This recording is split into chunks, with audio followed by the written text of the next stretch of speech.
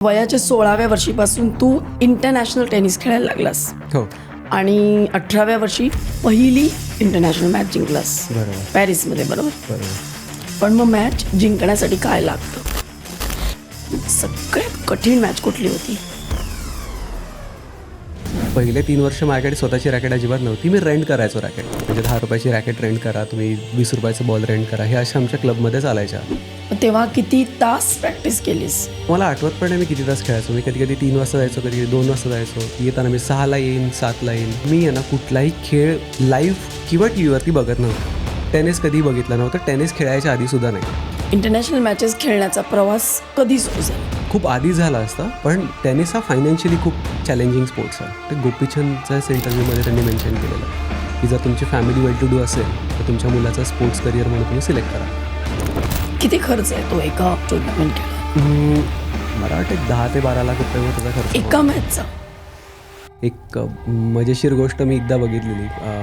मी एक होर्डिंग बघत होतो. सायना नेहवाल तेव्हा ऑलिम्पिक्सचं मेडल तिने जिंकलेलं आहे. तर सायना नेहवालच्या फोटोसाठी तिने सानिया मिर्झाचा फोटो लावलेला. सो तिथून आपण सुरू होते की आपल्याला किती माहिती आहे त्या गेमची. की मेसी आला होता तेव्हा त्यांनी साधी फ्रेंडली मॅच पण नाही खेळला, कारण त्याच्या पायाचा त्याच्या हाताचा इन्शुरन्स असतो. मला टॅटू आर्टिस्टनी सांगितलेलं तुझे दोन्ही आर्म्स. आता तू कम्प्लिटली वेगन आहेस. हो, ज्यावेळेस मी बघितलं ते स्लॉटर करतात, मग तिथे मला डिसिजन आला की ओके, हे पूर्णपणे आपण आता थांबवणं गरजेचं आहे. आणि मग प्रोटीन कसं मॅनेज करतोस? दिवसाला किती प्रोटीन घेतो? बीन्स असतील, नट्स असतील, सोया असेल. म्हणजे नॅचरली घेतोस? नॅचरली. प्रोटीन पावडर नाही घेत, अजिबात नाही. मी त्या स्कूप किंवा त्या डब्यावरती जास्त विश्वास नाही ठेवणार, बिकॉज ती इंडस्ट्री मी जास्त जवळून बघायला लागलो. तुझं म्हणणं घेऊ नये प्रोटीन? माझं म्हणणं तरी घेऊ नये. Ready for rapid fire? Yes. तू लग्न कधी करणार? टेनिस सोडून दुसरा कुठला खेळ खेळायला तुला आवडेल? कोणाविरुद्ध खेळायला आवडेल? जोकोविच की अल्करास? कोणाबरोबर डबल्स खेळायला आवडेल? मार्टिना की स्टेफी? कोणत्या देशांच्या खेळाडूंबरोबर खेळायला जास्त मजा येते?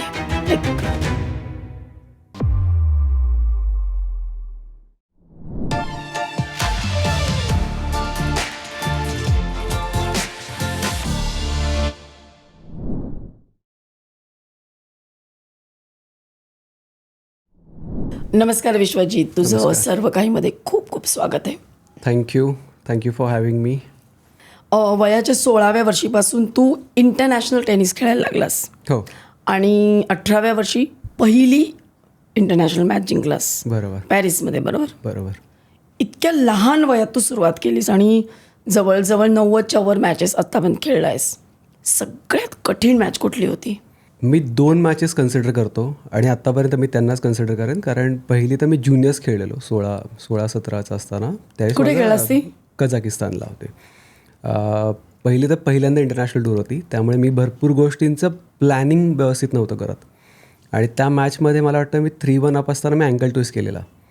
सो तिथून ती मॅच मला गिवअप करायची नव्हती आणि मला कंटिन्यू करायची होती. रिझल्ट कुठल्याही फेवरला जाणार होता, बट तो 4-6, 0-6 असं काहीतरी झालेलं. सो बट त्या मॅचमध्ये माझे सगळ्यात टफेस्ट होती, कारण लेग सपोर्ट नव्हता करत. मेंटली मी दुसऱ्या साईडला होतो आणि मी स्वतःला सांगत होतो की मी काय चुकलं, कारण की आपण एवढी मेहनत करतो त्या इंटरनॅशनल लेवलपर्यंत जायला आणि तिथून आपल्याला काहीतरी अशी एक इन्सिडन्स होतात जिथे आपल्या हातात नाही आहेत त्या गोष्टी. सो ती एक मॅच होती.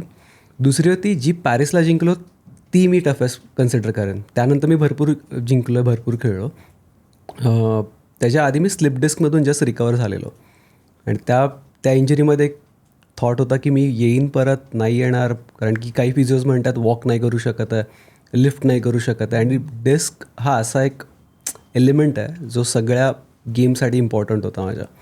सो तिथून ती मॅच, ती अख्खी टुर्नामेंट किंवा ती अख्खी टूर माझ्या डोक्यात होती की मला स्वतःला काहीतरी प्रूफ करणं इम्पॉर्टंट आहे. सो त्या 2 टुर्नामेंट्सना मी मेंटली मला खूप जास्त चॅलेंज होतं. अदरवाईज बाकी कुठल्या मॅचना मी कन्सिडर नाही करणार. खेळ चालू असताना तुझ्या मनात काय चालू असतं?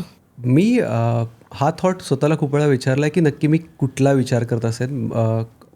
मी सांगेन 50% थॉट माझा असतो नेक्स्ट पॉईंट काय, कारण की मी अख्ख्या गेमचा कधी प्लॅन नाही करत खेळताना. स्ट्रॅटेजी अजिबात नाही. मला वाटतं मी पॉईंट बाय पॉईंट मी विचार करेन की काय घडणार आहे, कारण आपण खूप पुढचा विचार करून स्वतःवरती प्रेशर क्रिएट करतो असं मला वाटतं. सो बेटर आहे की मी आत्ता नेक्स्ट पॉईंटला काय करणार आहे तर मी त्यावरती विचार करेन. म्हणजे आता इवन नॉर्मल प्लॅनिंगमध्ये पण असतं ना की मी महिन्यानंतर काय करणार ह्यापेक्षा उद्या काय करतो ना ह्याच्यावरती मी जास्त फोकस करेन. सो गेममध्ये पण तसंच घडतं. सो 50% माझा नेक्स्ट पॉईंटवरती असतो आणि 50% जेवढा मी प्रेझेंट राहू शकेन, म्हणजे काय मी माझ्या मुवमेंट्सवरती लक्ष देतो आहे, मी ब्रेक्समध्ये काय करतो आहे, मी साईड चेंज करताना कुठले, मी त्याचे नेक्स्ट मूव्ह काय असू शकतात. सो मी त्या 50%बद्दल विचार करत असतो. अपार्ट फ्रॉम दॅट मला नाही वाटत माझ्या डोक्यात काही दुसरा विचार चालू असेल मॅचमध्ये. पण मग मॅच जिंकण्यासाठी काय लागतं? म्हणजे असं झालंय का की जिंकता जिंकता हरलास किंवा हरता हरता जिंकलास? सो भरपूर वेळा घडलं आहे असं, म्हणजे मॅचेसच्यामध्ये सुद्धा की आता मॅच पॉईंट आहे आणि तिथून मॅच हरताना घटना घडल्यात. पण तेच आहे की तो टेक्निकली प्रॉब्लेम नाही आला आहे, बट जेवढे काही वेदर चेंजेस आहेत, म्हणजे आता इंडियन सॉईलमध्ये खेळणं आणि युरोपियनमध्ये एक वेगळं असतं. सो त्यात बॉडी लवकर ॲडजस्ट नाही करत. सो खूप वेळा होतं की शोल्डरने कॅच केला आहे, परत क्रॅम्प्स भरपूर आले आहेत. सो त्या इश्यूजमध्ये भरपूर वेळा घडलं आहे. आणि असं कधी झालंय का की प्रेशर आलंय, मग ते कसं हँडल करतोस तू? प्रेशर, मी तेच म्हणालो की जर मी प्रत्येक वेळेस ना गेम आणि सेटचा विचार करेन ना, तर मी प्रेशर ऑटोमॅटिक क्रिएट करतो आहे. मी प्रत्येक पॉईंटचा विचार करतो की ओके आता नेक्स्ट पॉईंट काय घडणार आहे, आणि ज्या मिनिटाला मी जर विचार केला की ह्या अख्ख्या सेटमध्ये काय करणार, मी प्रेशर स्वतःवरती टाकतो. आणि स्पेशली आपण काय तू म्हणतो, टाकतोस? हां, मी स्वतःवरतीच आपण ते प्रेशर घेतो, कारण की आपण फ्युचरचा खूप विचार करतो ना मॅचमध्ये. मग की नेक्स्ट मोमेंटला भलेही तो त्याच्यात काही सिच्युएशन्स असतील ज्यात आपल्याला कळतं की याला आपण रिॲक्ट काय करणार आहे, पण आपण पुढच्या सेटमध्ये काय करणार आहे आपण आधीच ठरवलं आहे, तर आपण तिथे इम्प्लिमेंट नाही करत बसत ती गोष्ट. सो त्यावरती मी विचार नाही करत आहे की मी पुढे काय घडणार आहे, पुढचा गेम काय होणार आहे. हा पॉईंट आणि आत्ताचा गेम हा खूप जास्त मला मॅटर करतो. सो मी तिथेच राहतो.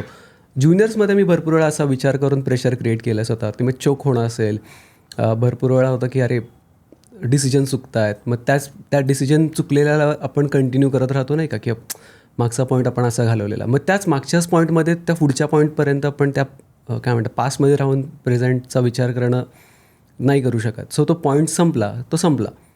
आता नेक्स्ट पॉईंटला काय घडू शकतं त्याचा आपण विचार करू. अशा पद्धतीने मग मी त्या सिच्युएशनला घेतो. पण मला सांग की तू मराठी असून टेनिस कसं काय निवडलं? म्हणजे बॅडमिंटन, टेबल टेनिस खूप खेळतात. ओके, सो मी म्हणेन आई आणि अक्काचा हा डिसिजन असेल, पण आईचा खूप मेजॉरिटीमध्ये आहे, कारण की आई कॉलेजमध्ये असताना स्टेफी ग्राफ, नवरात्रीला त्यांना खूप बघायची. आणि मी एक असा म्हणतात ना मॅड बॉक्स बॉय असतो की लाईक फक्त टी व्ही पुढे बसेल, स्कूल संपली की टी व्ही असेल, स्कूलच्या आधी पण टी व्ही असेल. सो ते एक थोडंसं तिच्या एक हे होतं की ह्याला ॲक्टिव्हिटीजमध्ये जाणं गरजेचं आहे वगैरे. आणि तिचा असं कुठेही विचार नव्हता, इवन माझा पण विचार नव्हता की टेनिस प्लेअर म्हणून आपण फ्युचर बघतो आहे म्हणून. एंगेज राहील, लोकांमध्ये राहील, ॲक्टिव्हिटी राहील आणि एक चांगला स्पोर्ट्स हा ॲडॉप्ट करेल असा तिने विचार केला. तिच्या डोक्यात काही नव्हतं आणि इवन मी पण ठरवलं नव्हतं की मी ह्याच्यात फ्युचर करणार आहे, म्हणजे आपण काहीतरी पुढे जाऊन खेळायचं आहे, टॉप लेवलचा प्लेअर बनायचं आहे, असं काही नव्हतं. नॉट इवन पहिले 3-4 वर्ष पण मी विचार नव्हता केला टेनिस खेळताना. काही काही प्लेयर्स येताना ठरवतात पॅरेंट्स, याला आपण टेनिस प्लेअर बनवणार आहे, 3 वर्षात कुठे असला पाहिजे, 5 वर्षात कुठे असला पाहिजे. माझ्याकडे रोडमॅप नव्हता ना, आईबाबांकडे रोडमॅप होता. म्हणाले की हा जाऊ देत. आणि मग हळूहळू गोष्टी दिसायला लागल्या आणि मग त्यांना पण कळलं की ओके ह्याने ठरवलं आहे बहुतेक. पण मी कधी वर्बली असं कुठेही मेन्शन नव्हतं केलं, मला वाटतं 15-16पर्यंत की मी टेनिस प्लेअर बनणार आहे. मग त्याच्या आधी आवडायचा खेळ तुला? खेळ मला खरंच म्हणजे मी आहे ना कुठलाही खेळ लाईव्ह किंवा टी व्हीवरती बघत नव्हतो. म्हणजे मी क्रिकेट जर बघितलं तर बघायचो, ते पण टेस्ट. टेनिस कधी बघितलं नव्हतं, टेनिस खेळायच्या आधीसुद्धा नाही. टेनिस खेळत असताना 1 वर्ष अजिबात मी बघत नव्हतं टी व्हीवरती काय आहे, कुठला मोठा प्लेअर येतो काय वगैरे नाही. माझे मित्र भरपूर चर्चा करायचं आहे, मग मी हळूहळू बघायला लागलो, अच्छा हा प्लेअर आहे, ओके हे असं करतात, मग ते तसं करतात. मग तो थोडासा इंटरेस्ट डेव्हलप झाला. बट ऑनेस्टली स्पीकिंग मी कधीही विचार नव्हतं करत की ओके हा टेनिसमध्ये मी कधी फ्युचर करणार आहे, अजिबात. मग खेळायला कधी सुरुवात केलीस?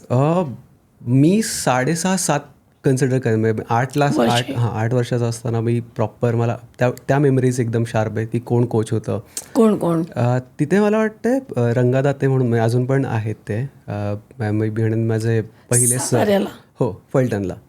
आणि त्यांनी मला वाटतं टेनिसपेक्षा ॲज अ ह्युमन काय असणं गरजेचं आहे ना, मला त्यावेळेस त्यांनी खूप इम्पॉर्टन्स शिकवलं आहे.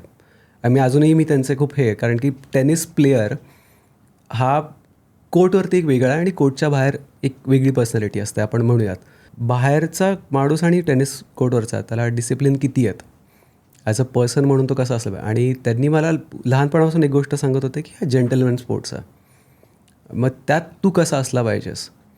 सो त्या गोष्टी मी खूप लहानपणापासून डेव्हलप करत गेलो की ओके मला हे असाच स्वतःला मेंटेन करायचं आहे, मला गेम अशा पद्धतीने घेऊन जायचं आहे. सो ते तिथून सुरू झालेल्या गोष्टी आहेत. पण तुझं लहानपण कुठे गेलं? अर्धा तरी मला फलटणमध्ये गेला आहे आणि बाकी मुंबईमध्ये. मी अक्काबरोबर होतो, म्हणजे आईच्या आईबरोबर मी फलटणमध्ये वाढलो आहे. जास्त टाईम मी तिच्याबरोबरच वाढलो आहे. 4थीपर्यंत मी तिथेच होतो. आणि तरी तिने ही आवड निर्माण केली तुझ्यात? हां, म्हणजे असं आपण म्हणू शकतो की काय ऑप्शन्स नाही आहेत गावात, आणि ज्या ऑप्शन्स आहेत त्यात आपण जातो. आता एक होतं की बास्केटबॉलला गर्दी भरपूर आहे, तर मला गर्दीत नाही जायचं आहे. बॅडमिंटन चांगला आहे, पण उन्हातला पण तो बॅडमिंटन, त्यावेळेस तो बॅडमिंटन खूप प्रोफेशनली कन्सिडर करत होता. सो आईचं होतं की दोघांनी एका स्पोर्ट्समध्ये पण नको, कॉम्पिटिशन दोघांमध्येच इंटरनल होऊन जाईल. सो मी म्हटलं चला टेनिस. सो असं ते थोडंसं तो एक अँगल जास्त आम्ही बघितलेला तेव्हा. कारण गावात एकच स्पोर्ट्स क्लब आहे ज्यात बास्केटबॉल आहे, फलटणला. तिथे टेनिस कोर्ट आहेत, बास्केटबॉल आहे आणि ग्राउंड आहे आणि बॅडमिंटन आहे. सो लोकांना ऑप्शन तेच आहेत. सो त्यात पण लोक जर सिलेक्ट करत असतील तर मला टेनिस. आणि टेनिसची तेव्हा माझ्याकडे रॅकेट नव्हती. मला वाटतं पहिले 3 वर्ष माझ्याकडे स्वतःची रॅकेट अजिबात नव्हती. मी रेंट करायचो रॅकेट, जी 10 रुपये असायची. म्हणजे 10 रुपयाची रॅकेट रेंट करा, तुम्ही 20 रुपयाचं बॉल रेंट करा, हे अशा आमच्या क्लबमध्ये चालायच्या. आणि त्याच गोष्टी मी करायचो. आणि नंतर मग बाबांना कळलं की ओके हा सिरियस आहे थोडा. सो त्यावेळेस मग मला एक प्रोकेनेक्सची रॅकेट आणून दिली. तेव्हा किती तास प्रॅक्टिस केलीस? सो सुरुवातीला काही कोचेस वगैरे असे अलॉकेट नव्हते, किंवा त्या एक गावातल्या क्लबमध्ये काय एक्सपेक्ट असतील, मार्कर्स वगैरे नसतात तिथे. बेसिकली एक कोच सांगणार की हे मुलं नेटवरती खेळतील, काही मुलं वॉल प्रॅक्टिस करतील. जे नवीन आहेत त्यांनी वॉलवरती जाऊन खेळायचं. सो जेवढा वेळ त्यांच्या नजरेत येत नाही असं माझा समज होता लहानपणी, की ज्यावेळेस त्यांची नजर पडेल की बाबा हा मुलगा जास्त मेहनत करतो, ह्याला आपण नेटवरती बोलवायचं. सो आम्हाला आठवतं आहे ABCD अशा नावाचे कोचना नावं दिले, 1 2 3 नव्हतं. सो एवरती सर खेळणार. सो जर त्यांनी बघितलं की ह्याला आपण शिकूयात की फोरहँड बॅकहँड काय असतं, मग त्याला बोलवून घ्यायचं. सो असं ते होतं. सो मला आठवत पण नाही मी किती तास खेळायचो. मी कधी कधी 3 वाजता जायचो, कधी कधी 2 वाजता जायचो. येताना मी 6ला येईन, 7ला येईन, इट डिपेंड्स. पण ती हळूहळू एक काय म्हणतात, ती स्वतःबरोबरची कॉम्पिटिशन सुरू झालेली आहे की आपण आता प्रूव्ह करायचं. आता सरांनी बोलवलं पाहिजे, आपण एक कोर्टवरती त्यांनी बोलवलंच पाहिजे मला. सो आपण काय काय करू शकतो. मग जाऊन मी खूप एक्सप्लोअर करायला लागलो की हा प्लेअर खेळतो कसा. मग मी संध्याकाळी ही मॅच कुठल्या चॅनलला लागत असेल. मग त्यावेळेस जस्ट मला वाटतं मी इंटरनेटला काय म्हणतात आपण नवीन नवीन गोष्टी असतात ना, किंवा अच्छा इंटरनेट हे असं असं असेल, किंवा आपण हे सायबर असतात ते आपण जाऊन बघू शकतो. मग 8 रुपये द्यायचे आणि मग त्यांचे अर्धा तास व्हिडिओज बघत बसायचो, स्लो मोशन काय असतं. सो तिथून ती गोष्ट जास्त सुरू झाली. मग ओके मी सरांच्या थोडा डोळ्यात येण्यासाठी मी हा फोरहँड असा खेळणार वॉलवरती. मग तिथून ती गोष्ट एकदम डेव्हलप होत मग ती आवडायला लागली. असं आहे. आता किती वर्ष गेली की सरांनी बघितलं, मग तोपर्यंत वॉलवर प्रॅक्टिस चालू होती? मला वाटतं पहिले स्टेट टुर्नामेंट इंटर स्कूल होईपर्यंत तरी काही सरांना माहीत पण नव्हतं मी अकॅडमीमध्ये आहे. मी खरं सांगतोय, कारण की वॉलवरती मला जेवढे आठवतात ना, त्यावेळेस 40 ते 50 मुलं वॉलवरतीच खेळायला यायचे फलटणमध्ये. हो. आणि पहिली गोष्ट तर फीस 50 रुपये महिना. म्हणजे मुंबईत जर टेनिस कोर्टवरती जर अकॅडमीवरती गेला माणूस तर तो 15,000 ते 20,000 रुपये महिना भरणार मुंबईमध्ये. तिथे त्यांचा मेंटेनन्सचाच कॉस्ट काढणार आहेत त्या.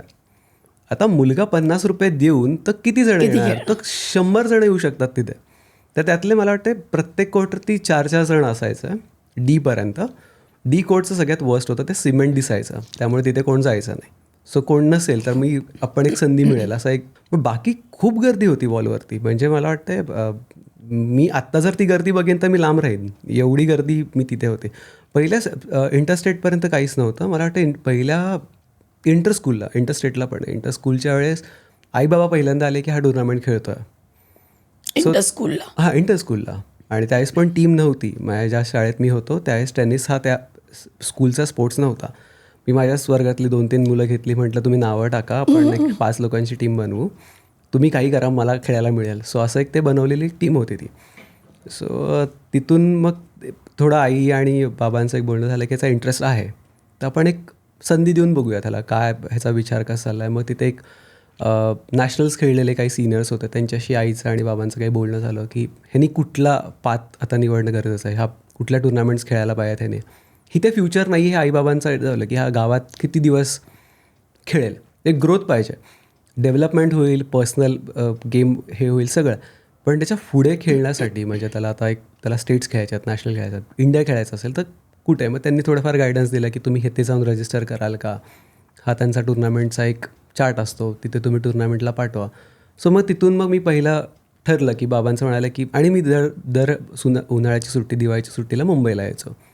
सो तेव्हा म्हटलं की आपण समर कॅम्पला आता पहिला विश्वजितला पाठवू. मग तिथून मी पहिल्यांदा हार्ड कोर्ट बघितलं, आणखी गावी क्ले कोर्ट्स होत्या, कम्प्लीट मातीचं आहे. आणि माझा समज होता की हे असेच कोर्ट्स असतात, जे आपण बघतो त्याला आपण रियालिटी आहे, आपला ॲक्सेप्टन्स आहे. आणि हार्डकोर मी टी व्हीवरतीच बघितलेत किंवा यूट्यूबच्या व्हिडिओजवरती बघितलेलं. मी पहिल्यांदा जेव्हा बघितले ते मला आठवतं तर फेन्स होती बाहेर, आणि त्या फेन्सना लहान मुलगा कसा असा लटकून उभा राहून बघत असेल की अरे काहीतरी सुंदर बघितलं.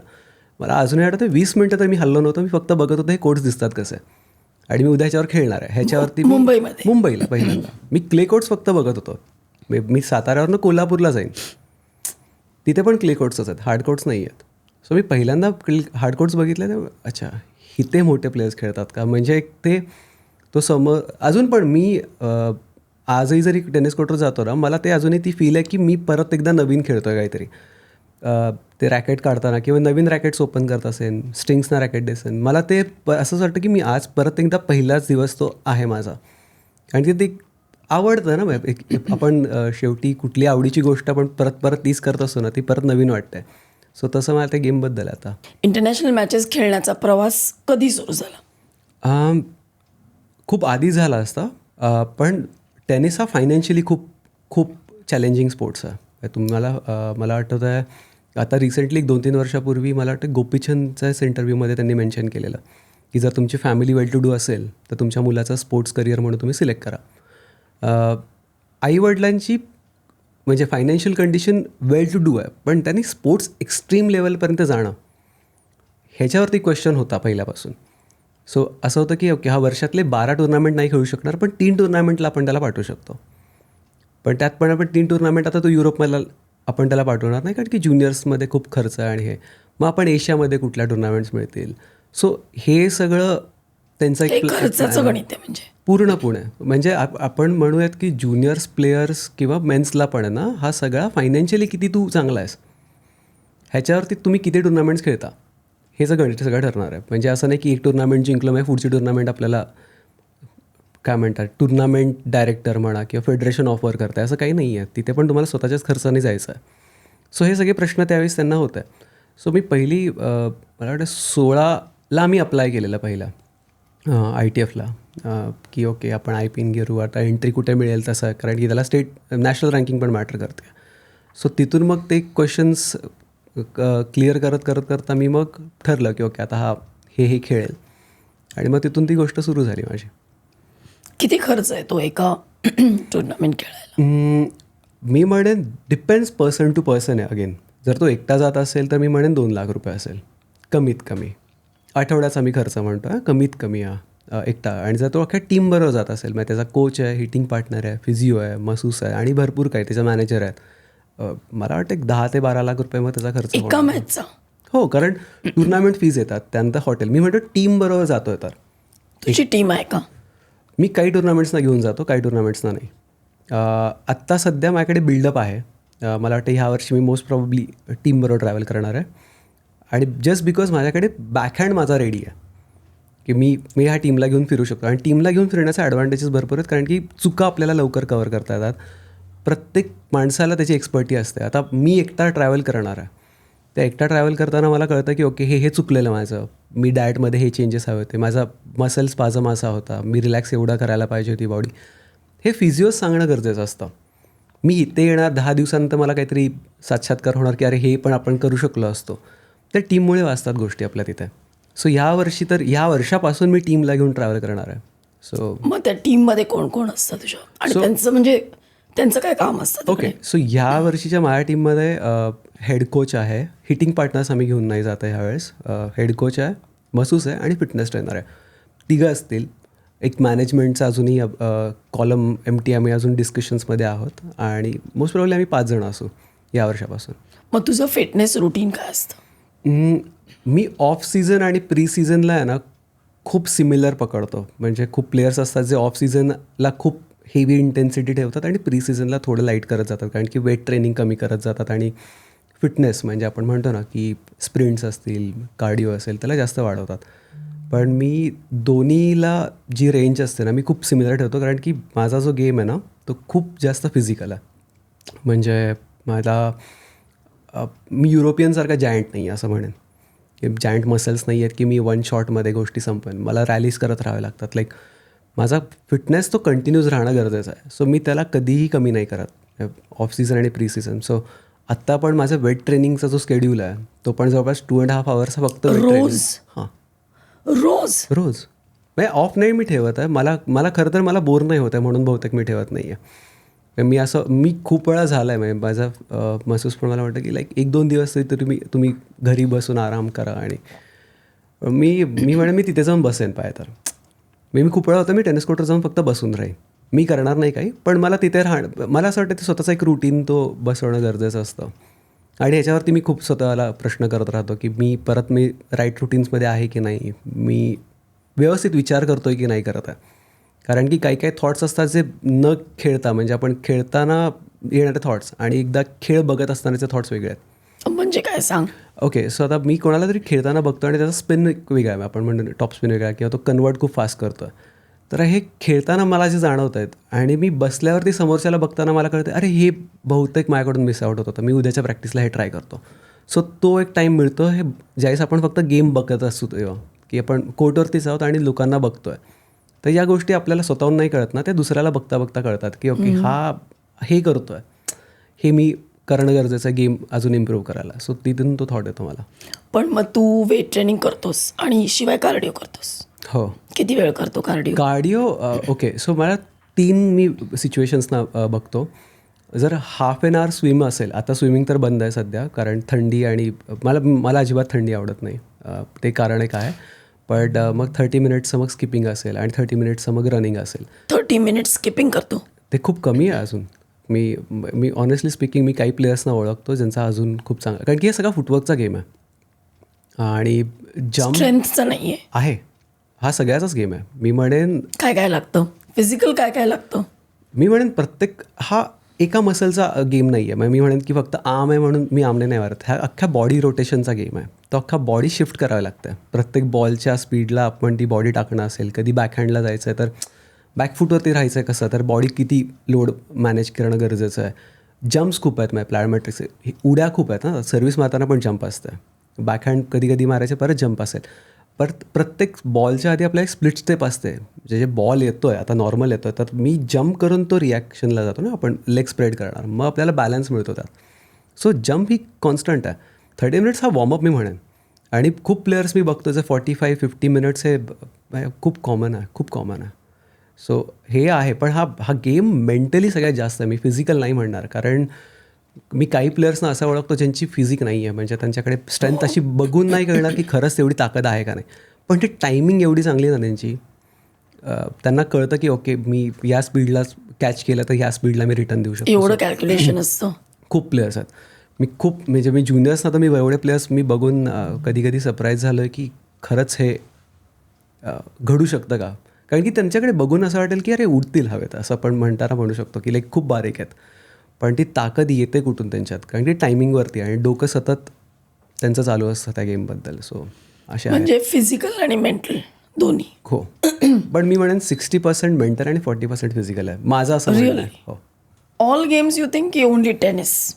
मला वाटतं टेनिस. क्रिकेटचा एक वेगळा अंडरस्टँडिंग असू शकतं, फुटबॉलचा एक वेगळा अंडरस्टँडिंग, म्हणजे प्रत्येक गेमचा एक वेगळा असू शकतो. पण मी म्हणेन ह्याच्यात आहे ना खूप सिच्युएशन्स आहेत गेममध्ये. लाईक आपण 4 फोरहँड जातो आहे, एक बॅकहँड करतो आहे, परत ड्रॉप शॉट का करतो आहे, सर्व्हिस मारताना आपण व्हेरिएशन्स का देतो आहे, लाईक किक सर्व्हिस का पाहिजे, फ्लॅट सर्व्हिसेस का पाहिजे, मग मी 7 वॉलीज का करू, हे सगळे सिच्युएशन्स आहेत. आणि त्यावेळेस कसं असतं, प्लेयर्स काय विचार करतो आहे ना ह्याचा आपण विचार करत असतो त्या प्रत्येक पॉईंटच्या वेळेस समोरचा. हां, कारण की तो आपण म्हणतो की ह्याने आता फ्लॅट सर्व्हिस बघितली आहे, तर हा परत फ्लॅट एक्सपेक्ट करतो आहे का, मग तो किकसाठी रेडी असेल तर त्याचा लेफ्ट फूट कुठे येतो आहे, तो चेस. खूप जास्त खूप सगळ्या प्लेयर्सनी सांगितलं, हे मेन्शन केलं की हा टेनिस चेस आणि पोकरसारखा आहे. Like all in all out पण करावं लागतात कधी कधी असं होतं की ह्याला माहीतच नाही आहे आणि ब्लफ म्हणतो ना आपण पोकरमधला, तसं असतं की आपण जायचं आपल्या पद्धतीने आणि बघूयात आपण काय होतं. असे पण भरपूर मॅचेस आहेत. मेंटल फिटनेससाठी तू काय करतोस?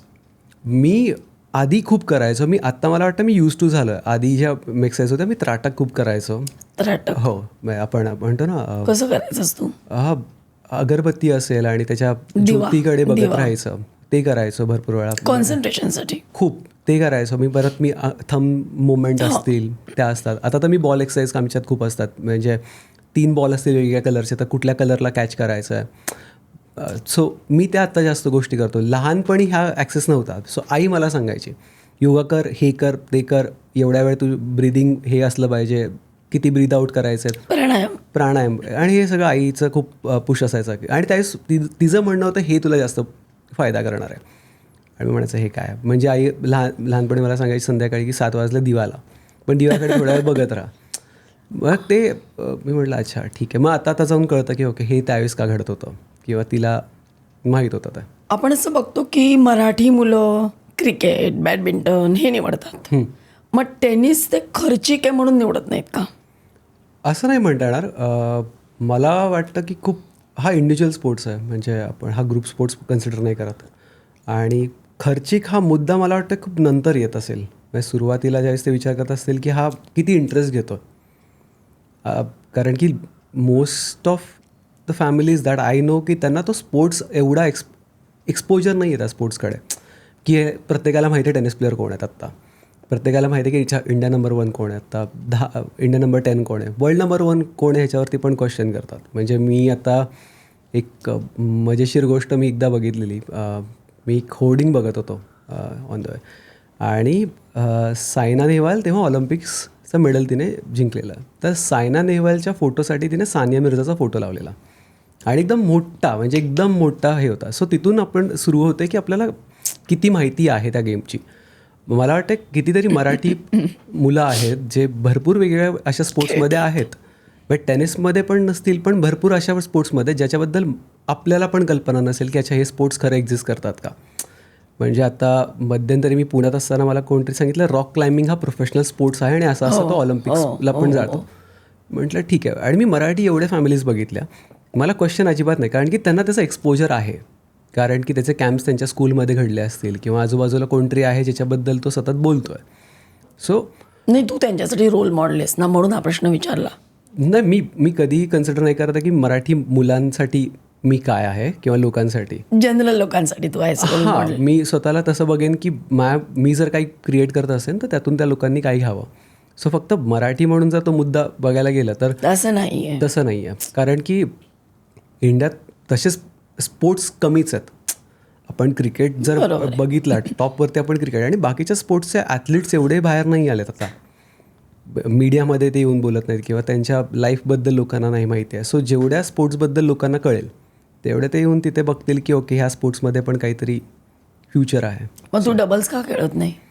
माझा स्वभाव आहे लहानपणापासून. लाईक मी ॲज अ पर्सन मी बघतो मी डिपेंडंट नाही राहू शकत गेममध्ये पण. म्हणजे मी बाहेर पण असताना ना मला असं कोण म्हणलं की अरे आपण 3-4 जणं मिळून हे करतो आहे, तर असं काही माझं घडत नाही. मला वाटतं की अरे मी एकटा करू शकेन का, तर हो करू शकतो, तर मग ठीक आहे, आपल्याला दुसऱ्याची गरज काय. आणि काय होतं, मी ज्युनियर्सना खूप वेळा खेळलो आहे. मला वाटतं 14पर्यंत मी डबल्स खेळलो आहे. त्यानंतर मी डबल्समध्ये हे नाही, कारण की जर माझा पार्टनर काही चुकतं असेल तर ह्याचा भुगतान माझा आहे, आणि मी जर चुकीचा करत असेल तर पार्टनरवरती पण येतं. सो जे काय होतं ते स्वतःबरोबर होऊ देत. हारलो तर हारलो, जिंकलो तर जिंकलो, ते स्वतःबरोबर एक राहील की अच्छा माझ्या काहीतरी प्लस मायनसमुळे मी ह्या मॅचमध्ये हारलो किंवा ह्यामुळे मी जिंकलो. पार्टनरला परत ते बोलत राहणं किंवा ते डोक्यात ठेवण्यापेक्षा, आणि त्याचा गेम खूप वेगळा आहे डबल्समध्ये, कारण की तुम्हाला 7 वॉली खूप वॉलीजवरती येणं खूप गरजेचं आहे. ते कोऑर्डिनेशन. हां, ते कॉर्डिनेशन सगळं ओके म्हणेन मी, पण तो वॉलीजवरती खूप जास्त आपण फोकस गेम आहे डबल्स. आणि माझी खूप पद्धत आहे, मी बेसलाईनच्या खूप मागून खेळायचा असतो. मला लवकर वॉलीजवरती अंटिल अनलेस मला शॉर्ट बॉल नाही आहे तोपर्यंत मी सर्व्हिसच्या बॉक्सच्या आत येणार नाही, असं एक टाईम होता. मी 7 वॉली पण करायचो, पण त्यावेळेस माझं असं होतं की मला स्वतःला एक प्रश्नचिन्ह उभे झालेले की माझी टॅक्टिक काय असू शकते. मला वाटलं की मी लवकरात लवकर पॉईंट संपवण्यासाठी मी सर्व्हिस मारून सरळ बॉक्समध्ये येईन, पण मला नंतर कळलं की अरे मी तेवढा रीच नाही करू शकणार किंवा त्या स्पीडला मी हे करू शकतो. तो हे बदलत राहतात गोष्टी. पण डबल्स माहीत नाही, मे बी 40s नंतर कधीतरी येईल विचार, कधीतरी येईल. वेळ आहे अजून त्या खूप गोष्टीला. वेळ आहे त्याला, खूप वेळ खूप वेळ. खूप वेळ आहे, खूप वेळ आहे. मग ग्रँड स्लॅम कधी खेळणार पहिलं?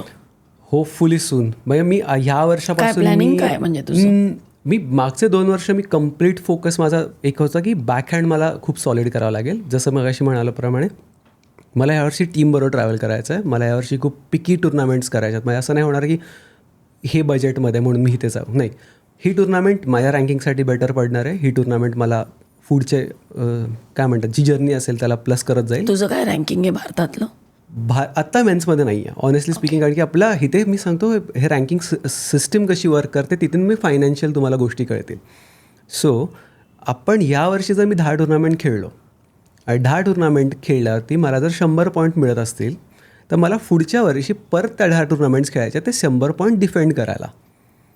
सो त्याच्यावरती जाण्यासाठी त्या 10 टुर्नामेंटचा जो काही रेकॉर्ड असेल, आता आपण प्रत्येक टुर्नामेंटला पकडलं की 3rd राऊंडला हारलो, कधी फायनल्सला हारलो, कधी सेमीजला हारलो. सो त्यात आपल्याला कधी कधी फायनल्स पोचायला लागेल, 3rdपेक्षा 4thला पोचावं लागेल, त्यातून आपले पॉईंट्स डेव्हलप होणार, मग पुढच्या वर्षी ती रँक डेव्हलप होत आहे. सो ह्याच्यात काय होतं, तो जो माणूस आहे ना त्याला कन्सिस्टंट त्या सर्किटमध्ये राहावं लागणार आहे.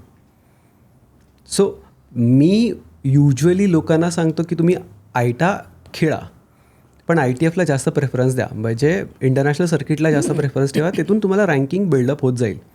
कारण की ह्याच्यात काय होईल की 10 टुर्नामेंट्स मला पुढच्या वर्षी पण खेळायच्यात, पुढच्या वर्षी परत त्या 10 टुर्नामेंट्स खेळायच्यात, मग वरती कधी जाणार तो माणूस? त्या वरच्या लीगमध्ये खेळायला त्यांनी कुठे ना कुठेतरी क्रॉस करणं गरजेचं आहे.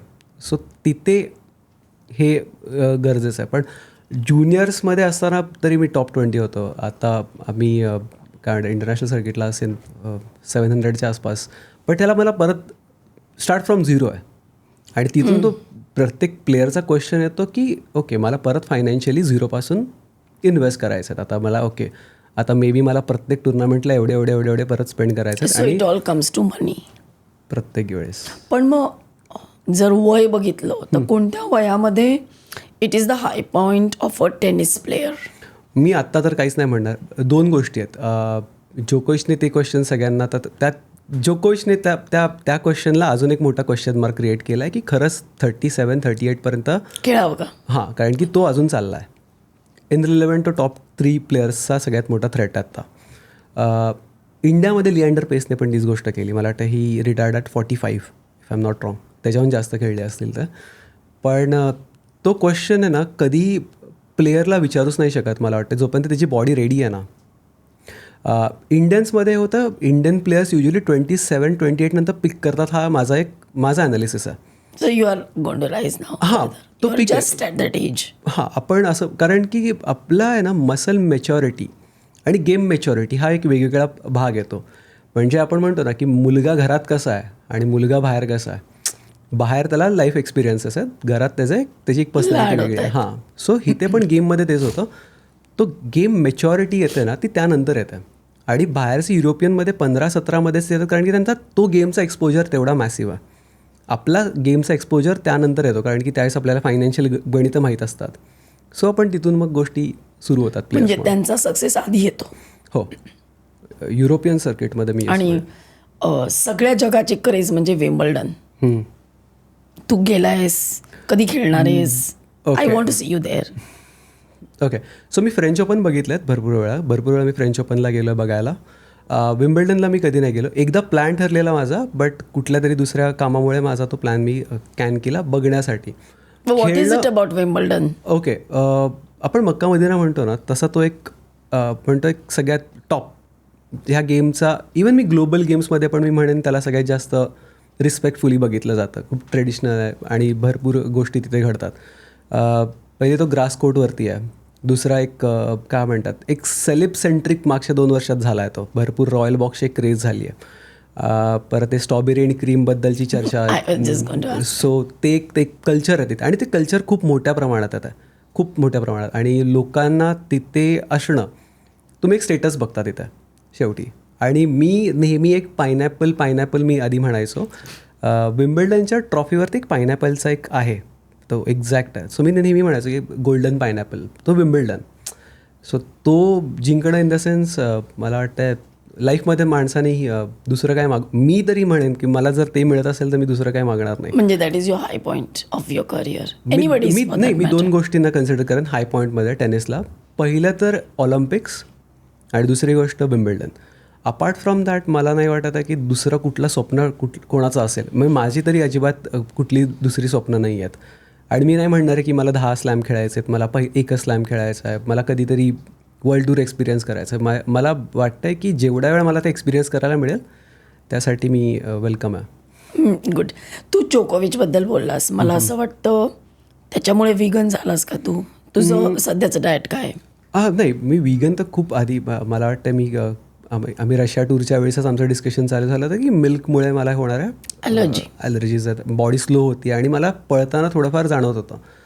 मी म्हटलं टेक्निकमध्ये प्रॉब्लेम नाही आहे, कोचेसशी बोलतो आहे, सगळं तरी ठीक दिसतं आहे, मला पण ठीक वाटतं. मग आतून काहीतरी असेल ज्याने मला मोमेंटमध्ये गडबड असेल. मग आम्ही काही गोष्टी कट डाऊन करून बघत होतो.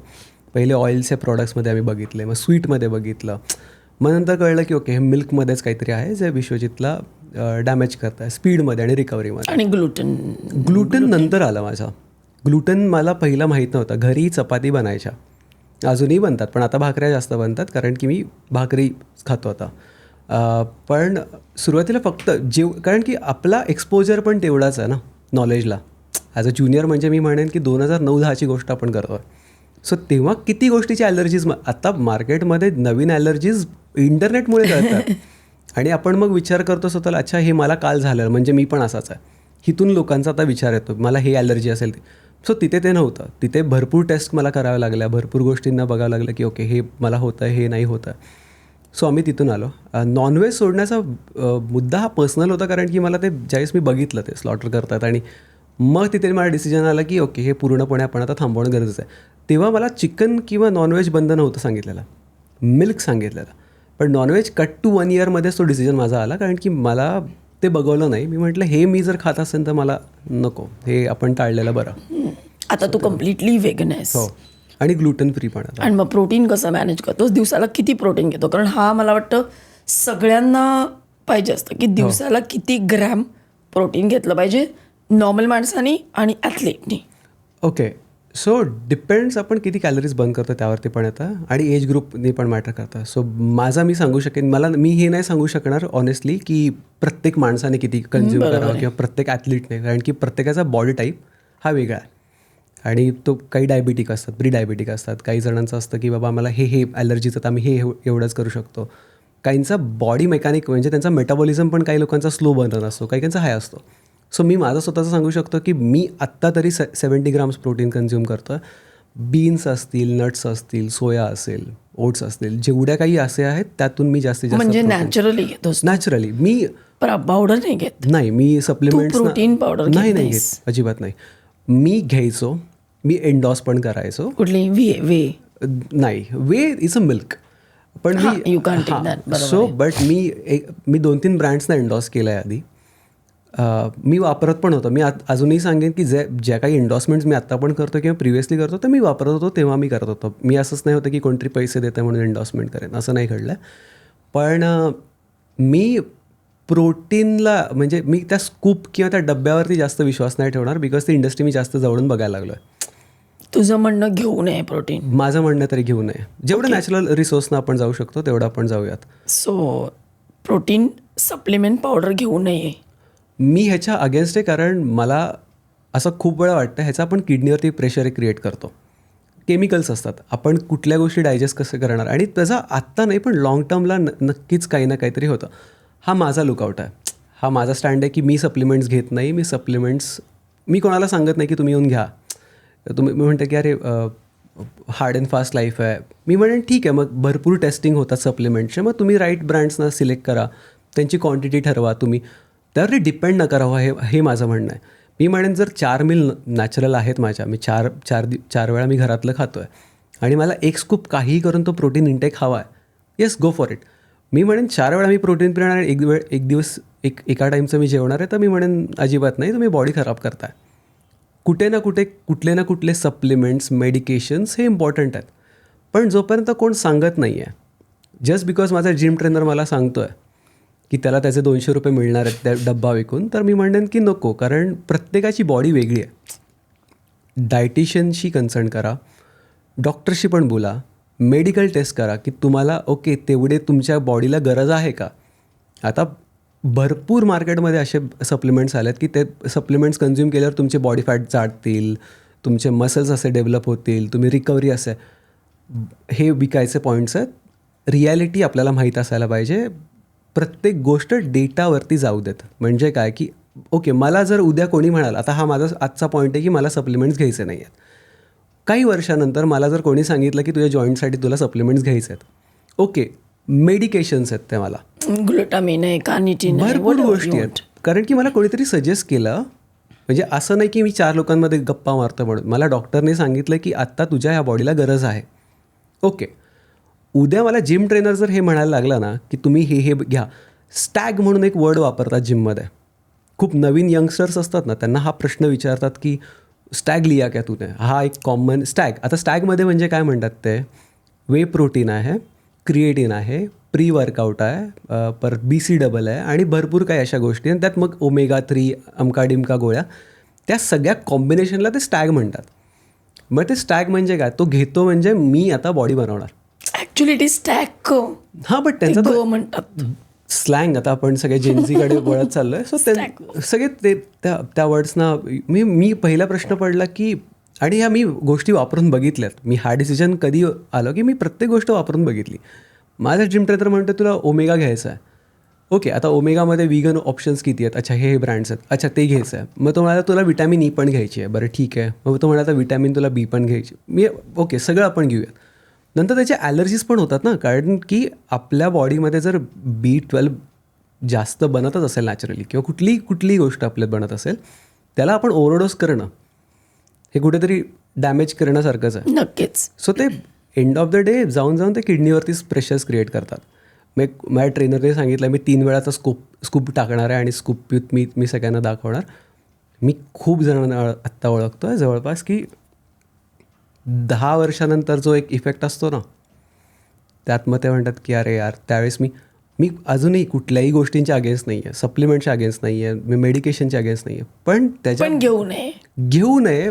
घ्यायचं असेल तर प्लीज अशा माणसाशी तुम्ही बोला ज्यातलं त्याला सगळं माहिती आहे. तो तुम्हाला राईट गाईड करू शकेल की बाबा हे तू घेऊ शकतोस, हे नाही तू घेऊ शकत, हे का घेतोयस तू, हे सांगणारा माणूस हवा आहे. मी इंटरनेटवरती 10 गोष्टी दिसत आहेत की आप ये पियोगे तो कल गोरे होने वाले हो, आणि ह्या खूप गोष्टी आत्ता चालू आहेत. म्हणजे मसल्स रिकव्हरीसाठी तुम्ही हे वापरा. बरं ते तुमच्या बॉडीला योग्य आहे का अयोग्य आहे. ते युरोपमध्ये बनवलेले प्रोडक्ट्स इंडियात ऑपरेट होऊ शकतात का. बरं इंडियातले बनवलेले बाहेर. सो हे खूप प्लस मायनस आहेत. पण सगळ्याचा एक अभ्यास करून गोष्टी कन्झ्युम करा. शेवटी बॉडी आहे ती, आपल्याला जे सुटेबल होईल ते घ्यायला पाहिजे.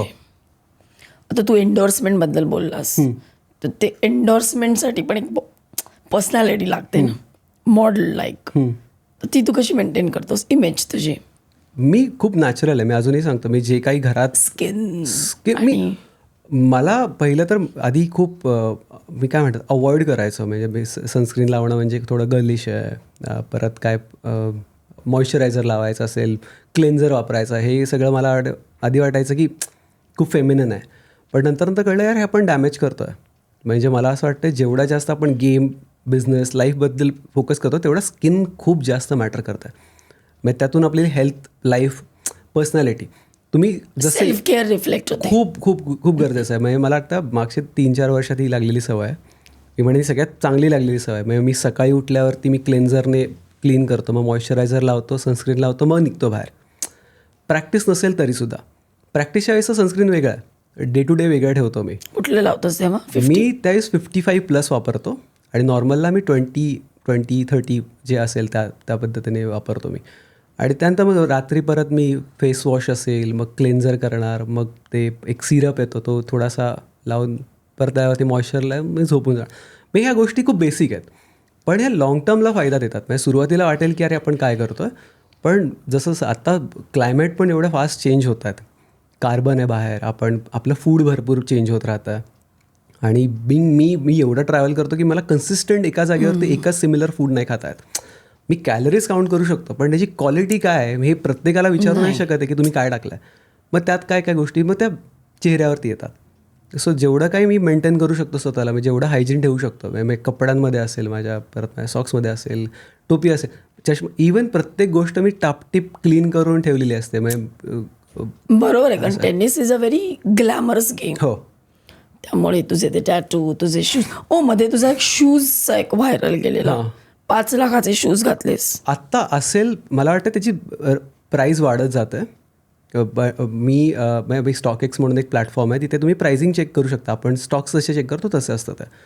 मग तो वर्जिलचा एक ऑफ व्हाईट जॉर्डन 4चा एक कोलॅब होता. सो मला आत्ता माहिती आहे त्याची प्राईस काय आहे. जॉर्डन, हां, जॉर्डनचं ते. सो ते बट मला ती लहानपणापासून क्रेज होती शूजची. हां. सो मग इमेज कशी तू मेंटेन करतोस ऑन द कोर्ट? म्हणजे image, I want to look like this, असं म्हणजे कुणी बघितलं ऑन स्क्रीन, ऑफ स्क्रीन? मी खरं सांगतो, मी खूप व्हेरी कॉन्शियस, राईट? हां, मी खूप आहे. आणि मी सेल्फ सेंटर्ड जास्त असतो. म्हणजे मी चालतोय कसा, मी दिसतोय कसा, आणि आज मी काय करणार आहे हे मला वाटतं मी सकाळीच ठरवतो. आणि ही खूप गोष्ट खरी आहे. हां, नाही, कारण की मी सकाळी उठल्यावरती पहिलं ठरवतो की ओके, ह्या गोष्टी ह्या टाईमला मी घालणार आहे. ओके, त्यानंतर मी जर ह्या लोकांशी भेटलो तर मला हेच फक्त बोलायचं आहे. अपार्ट फ्रॉम दॅट मी हे नाही बोलू शकणार, किंवा मी एवढेच आज कॉल घेणार आहे. हे सकाळीच खूप ठरवलेलं असतं माझं. आणि दिवस मी ट्राय करतो की त्या ठरवलेल्या गोष्टींना जवळपास मॅच करायचा. एक्झॅक्ट नाही घडणार, पण ओके, ह्या दिवशी हे शूज घालायचे आहेत, मला हे असं कपडे घालायचे आहेत. सो हे खूप मी ठरवून सकाळीच ठरवलेलं असतं की. आणि माझ्या कोच खूप वेळा त्यावरतून भडकलेलं असतं मला, की विश्वजित खूप ठरवून येतो आधीच. मी त्यांचं असतं की लुक कसा पाहिजे. नाही, फिल्म स्टार. नाही, मी ते आता हे तर भरपूर प्लेयर्सना बोलू शकतात, पण मी त्या विचाराने जात नाही. विश्वजित एकच आहे ना माझ्यासमोर बसलेला. हां, सर्व काहीमध्ये हो, मराठी. हो. पण मी गेमबद्दल पण म्हणतो. इवन मी जे डिसिजन्स येतात ना, सर म्हणतात की अरे आज आपण ह्याच्यावरती काम करणार, पण मी ठरवून आलो असतो की मला ह्याच्यावरती काम करायचं आहे. Same goes with my dressing. मी हे कपडे घालतो आहे आणि मला भरपूर वेळा तेच म्हणतात, अरे तू ड्रेसिंग तुझी एक ठरलेली एकदम व्यवस्थित टापटीप ठेवतोस. मी म्हटलं हे मी खूप ठरवून, आणि मला आवडतं ते. मला आवडत नाही की मी गबाळासारखा आहे. मला इस्त्री नसलेले कपडे नाही आवडत, परफ्यूम नसेल तर अजिबात नाही आवडत. सो मला स्वतःला वाटतं की काहीतरी मिसिंग आहे. मग मी थोडासा आतल्यात होतं की यार माझ्याकडे, मी म्हणतो पॉवर नाही आज. आपण एक स्वतःकडची एक सुपर पॉवर असतं ना, की ओके आज मी काही करेन ते 100% होणार. हे मी व्यवस्थित नसताना मला वाटतं की नाही होणार. म्हणजे असं मी ना ते जोकोविचचं पुस्तक वाचलेलं. नाही, जोकोविच नाही, सॉरी, अगासी ओपन. आणि तो अख्खा वेळ हाच विचार करायचा, माझ्या केसांचं काय होणार, माझा तो हेअर पॅच. आणि मी पुस्तक वाचताना मला वाटलं की हा मॅचचा विचार सोडून आपण कसं दिसतो याचा विचार कसा काय करतो. तर ते कोड तू नाही, मला म्हणजे मी म्हणेन भरपूर प्लेयर्स असतील, असं आहे भरपूर प्लेयर्स असतील, but shouldn't they be concentrated on their game? मी म्हणेन त्यांचे कसं माहिती आहे, प्रत्येक there's a game going on in the mind. नाही, प्रत्येक सिस्टीम आहे प्रत्येकाची. म्हणजे आता काही प्लेयर्स असतात जे लेसकडे बघत राहतात पॉईंट्स संपल्यावर. हां, बुटाचे लेस. हो, ते तिकडे फोकस करतात. काही जण फक्त रॅकेटचे स्ट्रिंग्स चेक करत राहतात. म्हणजे आता शारापोवाचा एक्झाम्पल घेतलं तर ती पॉईंट झाल्यावर लगेच बॅक करेल प्लेअरला, ती दुसरा पॉईंट रेडी होईपर्यंत ती स्ट्रिंगकडे बघत राहील, लक्ष इकडे तिकडे जात नाही. आता मी युजली काय करतो, मी पॉईंट्समध्ये जर मी डे मॅच खेळत असेल तर मी युजली शॅडोमध्ये माझे केस कुठे आहेत तर ते त्याच्याकडे बघत राहील मी. परत माझ्या ग्रीपला जास्त स्वेट आहे का नाही आहे, परत माझे शूज कसे दिसत आहेत. सो मी तिथेच राहायचा प्रयत्न करेन. ह्याचा एंड रिझल्ट एकच आहे की तो माणूस तिथे प्रेझेंट राहायचा प्रयत्न करतो आहे विथ युअरसेल्फ. तो दुसरीकडे जात नाही. तो आता आंद्रे अगासीचा जर तो, कारण की तो वीग लावत होता आणि त्याचा ते भरपूर ऑप्शन्स होते त्याचे, कारण की तो फ्रेंच ओपनला त्याने वीग सुरू केला. त्याच्या आधी त्याचे हेअरफॉल होत होते आणि त्यांनी एक असं इंटरव्ह्यूमध्ये पण मेन्शन केलं की तो शॉवर घेताना त्याला कळलं की हे जास्त स्पीडमध्ये गळतात. मग त्यांनी वीग पहिल्यांदा लावला, मग त्याला बंडाना होता. आता तो स्वतःकडे बघतो आहे, तो स्टँडमध्ये बघत नाही की कोणी वीग लावला आहे. मग तिथे आपण म्हणू शकतो की अरे अच्छा, मग काहीतरी वेगळं आहे, आपण विचार केला पाहिजे, हा काहीतरी वेगळाच गेमचा विचार करतो आहे. माय पॉईंट इज की प्लेयर हे फक्त आपला गेम नाही तर आपली इमेज, आपली पर्सनॅलिटी, आपण कसे दिसतो ह्याचा एवढा विचार करतात, ह्याचं मला आश्चर्य वाटतं. मला वाटतं हे सगळ्यात बेस्ट गोष्ट आहे. जे लोक प्लेयर्स करतात ना, मला वाटतं त्यांचा प्लस असतो तो शेवटी.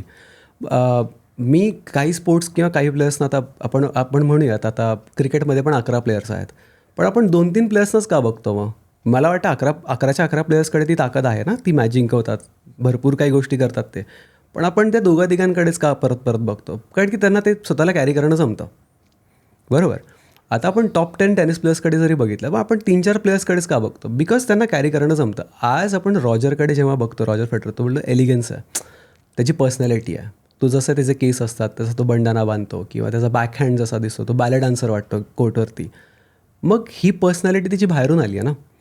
मग त्यावेळेस त्यांनी ती डेव्हलप केली आहे. So looking good and playing good both are equally important. हो, खूप जास्त. बट कारण की त्यातून मला वाटतं तुम्हाला जास्तीत जास्त सेल्फ, हां, मला तरी तसंच वाटतं स्वतःला. हो. अजून एक मला म्हणायचं होतं की तू ते एवढे टॅटू का काढलेस? म्हणजे टेनिस प्लेअरमध्ये टॅटू इज कॉमन. टेनिस प्लेयर्समध्ये तरी मला नाही वाटत. मी एवढे तरी टेनिस प्लेयर्स नाही बघितले ज्यांच्याकडे टॅटूज असतील सुद्धा. माझ्या नजरेत तरी कोण नाही आलं. पण माझी हे टॅटूज पहिलं तर होतं लहानपणी की मी मला वाटतं भरपूर जण या स्टोरीला रिलेट करतील. माझ्या बार्बर शॉपमध्ये फक्त एकच प्लेअर आहे ज्याचे सगळ्यात जास्त फोटो असतात, जो आहे डेव्हिड बेकहॅम, बरोबर. आणि त्याचे हेअरस्टाईल भरपूर आहेत, मी तर स्पाईक केलेत, कधी लॉंग हेअर आहेत, आणि त्याचाच फक्त अख्खा. आणि मी जिथे जायचो ना पहिले, सो तिकडे अख्खा त्याचा कॅटलॉग होता, आणि त्या कॅटलॉगमध्ये त्याचे आर्म्स टॅटूज वगैरे बघत, आणि मी म्हणायचो मी केस जाऊ देत, ठीक आहे, आपण हे टॅटूज पण एक दिवस बनवूयात. आणि मग तिथून मग ती आवड जास्त डेव्हलप झाली. आणि मग ते कुठले टॅटूज आहेत तुझ्या हातावर? खूप आहेत ॲक्च्युली. त्यामुळे मी म्हणेन सुनील म्हणून एक आहेत, मी त्यांच्याबद्दल मी नेहमी मेन्शन करतो, कारण की ते मला खूप वेळा गाईड पण करतात थॉट प्रोसेसमुळे. He knows a lot of things. तर त्यांनी मला सजेस्ट केलेले टॅटूज आहेत. तिथे कोई फिश आहे, ऑक्टोपस आहे, इथे स्टारफिश आहे, मला वाटतं इथे व्हेल आहे, सॉरी इथे टर्टल आहे, इथे व्हेल असं ॲक्वेरियम आहे, अख्खा ॲक्वेरियम आहे असं आपण पण मी हे सगळे ॲनिमल्स आहेत ना स्वतःला थोडेफार बघतो की ओके ह्यांच्या क्वालिटीज काय आहेत, आणि त्याप्रमाणे मी सिलेक्ट केलेत.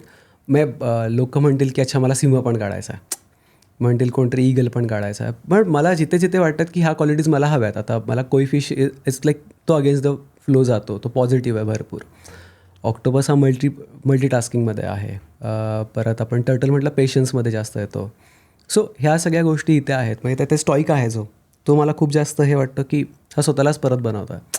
आपण आपल्या स्वतःच्या हात गोष्टी करू शकतो. इथे लॉर्ड काली आहे, म्हणजे देवी आहे पूर्ण, विच आहे रिझेंबल, आणि मानतो सुद्धा. पण आपण म्हणतो ना की ज्या गोष्टी आपल्याला आवडतात त्या आपण जवळ ठेवणं गरजेचं आहे. आणि माझ्या आजूबाजूला भरपूर जण होते ज्यांच्या मसल्स किंवा बॉडीजवरती टॅटूज होते. सो मला असं होतं की आज ना उद्या आपण नक्की ते करणार आहे. सो ते घडलं. आता सध्या मी ऐकलं की मेसी आला होता तेव्हा त्यांनी साधी फ्रेंडली मॅच पण नाही खेळला आणि किक पण नाही मारली, कारण त्याच्या पायाचा त्याच्या हाताचा इन्शुरन्स असतो. ओके. तर तुझा असा काही इन्शुरन्स आहे का टॅटूच्या हातांचा किंवा कसला? माझा तरी आत्ता कुठला इन्शुरन्स नाही आहे. बट मला टॅटू आर्टिस्टनी सांगितलेलं तुझे दोन्ही आर्म्स एकदा म्युझियममध्येच ठेवूया आपण, कारण की त्यांना पण ते आवडतात टॅटूज जे काही त्यांनी बनवले आहेत. तू काढला असता हाताचा काढणार इन्शुरन्स? बिकॉज मी अख्ख्या बॉडीचा काढेन जर मी ह्या खूप म्हणजे काय हायपोथेटिकल नाही असं खूप वेगळ्या गोष्टी त्या. कारण की कसं माहिती आहे, हे मेसी म्हणा रोनाल्डो म्हणा ह्यांच्या भरपूर एजन्सीज आहेत आणि भरपूर लोक असतात ना, त्यांचा एक शेवटी सेलिंग पॉईंट येतो, ती कुठला तरी एक मुद्दा असला पाहिजे. आता आपण मेसीला मला वाटतं ज्युनियर्सना मी काहीतरी हँड ऑफ गॉड म्हणून बहुतेक मला वाटतं त्याच्याबद्दल एक न्यूज आलेली, पण तो हेडी होता का हाताला लागलेला बॉल, आणि ती न्यूज मेसीची नव्हती, ती अर्जेंटिनियन प्लेअर कोण रे, नाही मला वाटतं मॅराडोनाचा होता तो. मॅराडोना माहीत नाही, माहीत नाही मला. मेसीबद्दल मी भरपूर वेळा ऐकलं आहे, कारण की तो हेडी मारताना त्याच्या हाताला लागलेला बॉल आणि तो कन्सिडर ॲज अ गोल. आता ते खरं आहे खोटं आहे मला काही माहीत नाही, मी फुटबॉल नाही बघत. सो मला वाटतं ह्याच्यावरती लोकांनी जास्त डिबेट न केलेलं बरं. मॅराडोनाचा होता तो असेल. पण हे कसं आहे माहिती आहे का, प्रत्येक आता रोनाल्डोचे पण रॉयल्टीज आहेत. शेवटी त्याचं नाव जिथे जिथे वापर जाईल त्याचं एक रॉयल्टी, एक एजन्सी रॉयल्टी त्याची घेते, पर एक ब्रँड वेगळी एक रॉयल्टी घेते.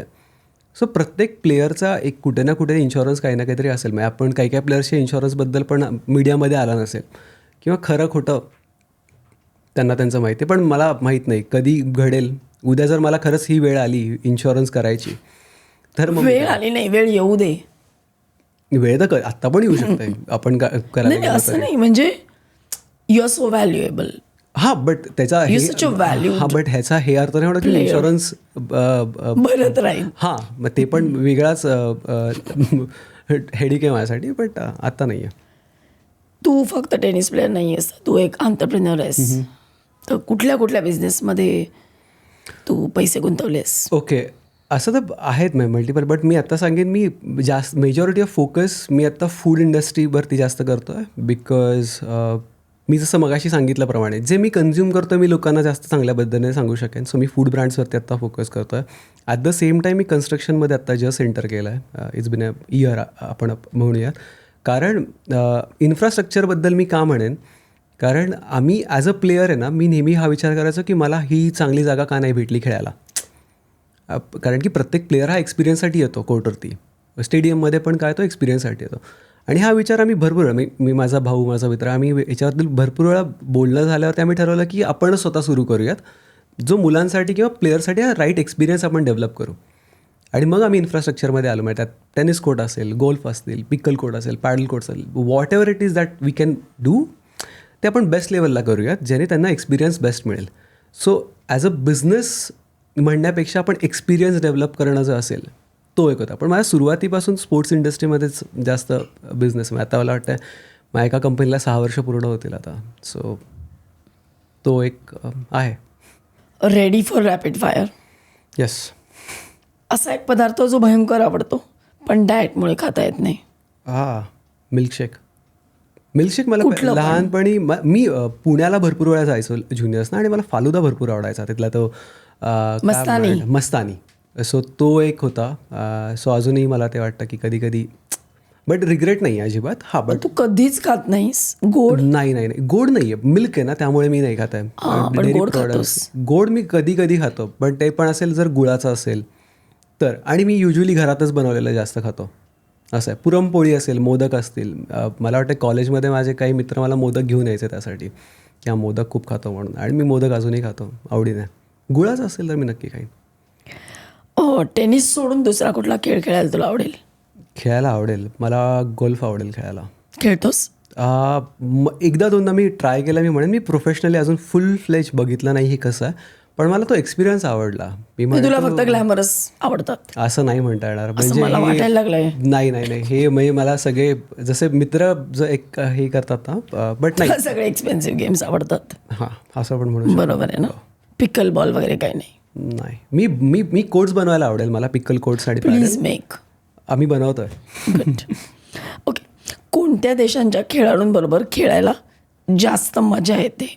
लाईक मी युरोपमध्ये भरपूर फ्रेंच आणि अर्जेंटियन प्लेयर्स बरोबर खेळलो आहे, पण मी स्पॅनिश प्लेयर्स बरोबर जास्त माझं इंटरॅक्शन नाही झालं आहे. जेवढं मी ऐकलं आहे स्पॅनिश प्लेयर्स खूप टफ असतात खेळताना. So you like to play with? मला आवडेल फ्युचरमध्ये.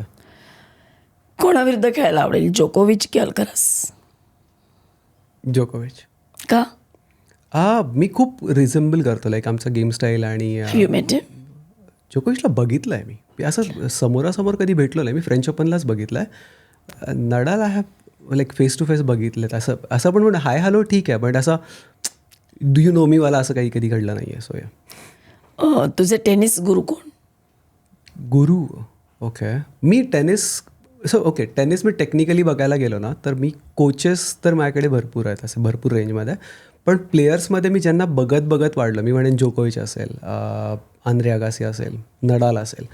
पण मी युजली स्पोर्ट्स पर्सनॅलिटीजना खूप जास्त बघत आलो आहे. मग कॉनर मॅग्रेगॉर असेल, फ्लोयड मेवेदर असेल, आणि असे भरपूर काही पर्सनॅलिटीज आहेत ना, त्यांच्या मी क्वालिटीज बघतो. एक स्पोर्ट्स आहे म्हणजे आता टेनिससाठी हाच आहे माणूस असं नाही, कारण की तो पर्सनॅलिटीज वेगळी आहे ना, तर त्यात भरपूर लोक येतात. सो आताची जी नावं घेतली मी ते सगळी नावं येतील तिथे. कोणाबरोबर डबल्स खेळायला आवडेल, मार्टिना की स्टेफी? माझा भाऊ. नाही मार्टिना की मिक्स डबल्स? मार्टिना की स्टेफी? मी डबल्स जर हा विषय घेतला ना फ्युचरमध्ये तर मी उन्नाद बरोबर खेळेल. नो मी त्या दोघींबरोबर नाही खेळणार. मार्टिना की स्टेफी ग्राफ? मी त्या खूप म्हणजे मला वाटतं मी खेळायच्या आधी त्यांचा retirement. If they were younger and you were playing that time, मला वाटतं मार्टिना. कारण की आई हा ऑप्शन म्हणेल म्हणून. बट माझा पर्सनल ऑप्शन तेच आहे. जर मी डबल्स कधी खेळायला म्हटलं तर मी उन्नातला टेनिस शिकवेन आणि मी त्याबरोबर खेळेन, बिकॉज आय ट्रस्ट हिम. संपलं. ठीक आहे, चल. मिक्स डबल्स सध्याच्या प्लेयर बरोबर? मिक्स डबल सध्याच्या प्लेयर्स बरोबर मी तरी पण सांगेन रिटायर्ड आहे, सेरेना विल्यम्स मी सिलेक्ट करेन. Which is also not playing anymore. हां, मी तेच सांगेन. मी आत्ता करंटमध्ये मी सॅबेलेंका म्हणेन. And she takes supplements.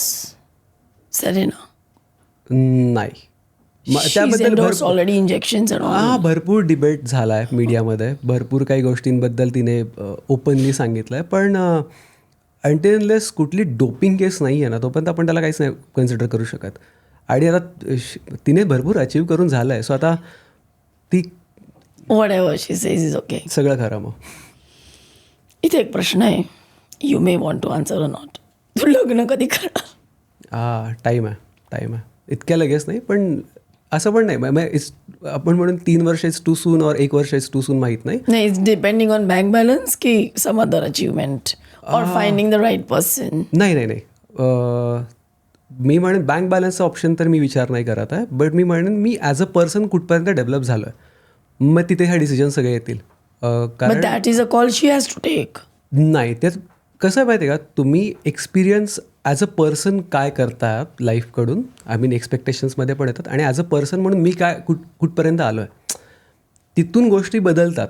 आणि हे मी स्वतःहून मी म्हणणार नाही की यार एक्सपिरियन्स वगैरे असं काही नाही, बट मी लोकांना बघितलं आणि मला ते समजतं की इथून जर गोष्ट बदलणार असेल कुठल्या अँगलमध्ये तर कितपत, आणि त्याच्या पुढे जाताना आपल्याला कशा गोष्टी, कारण की आत्ता आपण ऑलमोस्ट सगळीकडे बघतोय काय घडतं आहे की लाईफ आता लोक पण एवढे ग्रांटेड घेतात लोकांना, मग आपण फ्युचर कसं बघतोय, डिवॉर्स आणि हे तर खूप कॉमन आहे सध्या. सो मी फायनान्शियली जरी वेल टू डू असेल पण मी मेंटली आहे का तिथे, कम्पॅटेबल, हां, मी तेवढा टाईम देऊ शकते का नाही, तर तेवढा टाईम मला बॅलन्स होणार आहे का नाही.